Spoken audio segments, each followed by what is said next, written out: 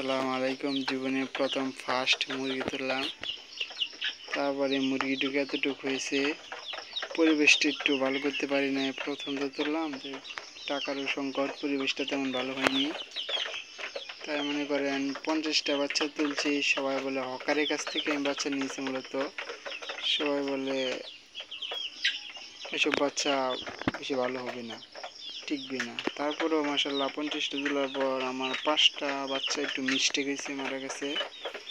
আর আলহামদুলিল্লাহ এটি এখনও আছে মোটামুটি সুস্থ। পরিবেশটা একটু সুন্দর করতে হবে। আর আপনারা কীভাবে পালেন জানি না, পরিবেশটা এরকম। মূলত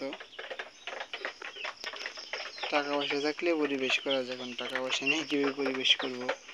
জীবনে ফার্স্ট বাচ্চা তোলা পরেও ভালো জাতের বাচ্চা তুলতে পারলে আবার ভালো। সবাই বলে যে ছাঁটাইকৃত বাচ্চা, মানে হকারটা কম্পিউটার থেকে যে ছাঁটাই করে তারা ভালো বাচ্চা, এই ছাঁটাইয়ের পরে এই বাচ্চাগুলো তারা বাইরে সেল করে দেয়। কারণ ভালো বাচ্চা আনতে গেলে একসাথে অনেকগুলো বাচ্চা আনতে হয়। তাই আর এরকমভাবে আমার পালা।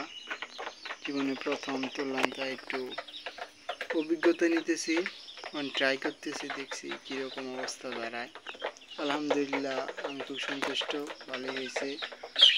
কিন্তু খাবারের খরচটা একটু বেশি লেগে গেছে। বলতে খাবার যে পরিমাণে খায় সেই পরিমাণে আমি বাড়ি নেই। প্রায় আড়াই মাস হয়ে গেল বাচ্চাটির বয়স, তোলার পর থেকে 2.5 মাসের বাচ্চা।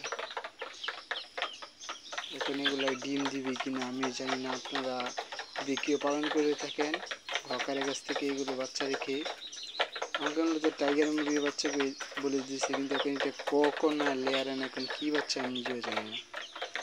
আপনারা জানাবেন এই বিষয়টা আমাকে। ধন্যবাদ সবাইকে।